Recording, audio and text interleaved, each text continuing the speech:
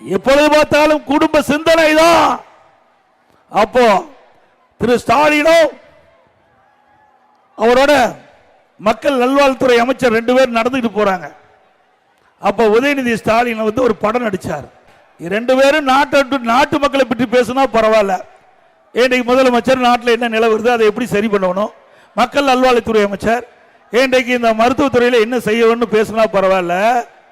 திரு உதயநிதி ஸ்டாலின் நடிச்ச பணத்தில் நிறைய வருமானம் வருதான்னு கேட்கிறார், நிறைய வருமானம் வருதா கேட்கிறார். ஆக மக்களை பற்றி சிந்திக்கல, தன்னுடைய மகனை பற்றி தான் சிந்திக்கின்ற முதலமைச்சர் இன்றைய முதலமைச்சர் ஸ்டாலின் அவர்கள். எப்பொழுது பார்த்தாலும் குடும்பத்தை சிந்தனை தான் மேலோங்கி நிற்கின்றது. ஓட்டு போட்ட மக்களை பற்றி கவலை இல்லை. ஓட்டுகளை வாங்குவரை கவர்ச்சிகரமா பேசுவாங்க, ஆனா ஓட்டுகளை வாங்கி தேர்தலை நின்று வெற்றி பெற்ற பிறகு ஆட்சிக்கு வந்த பிறகு ஓட்டு போட்ட மக்களை மறக்கின்ற கட்சி திமுக கட்சி என்பதை இந்த 51 மாத காலத்தில் நீங்கள் பார்த்திருப்பீர்கள்.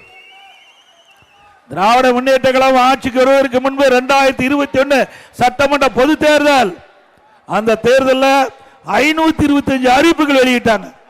525 அறிவிப்புகள்.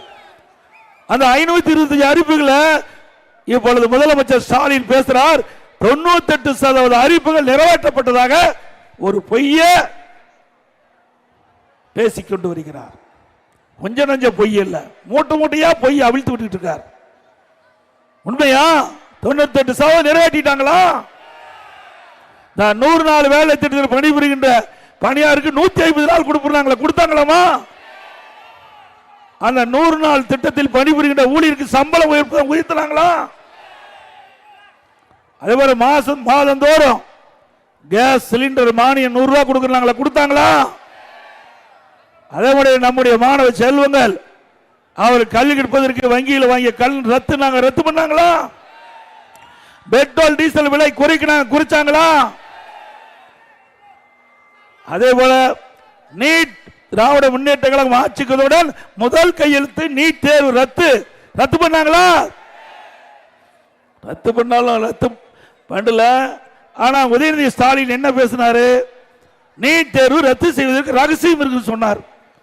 திரு உதயநிதி அவர்களே உங்களுடைய ரகசியத்தை ராணிப்பேட்டையில் வந்துதான் சொல்லிட்டு போங்க, இந்த மக்கள் தெரிஞ்சுக்கிட்டோம். எப்படி மக்களை எல்லாம் ஏமாற்றுகிறார் என்பதை என்ன பாருங்க.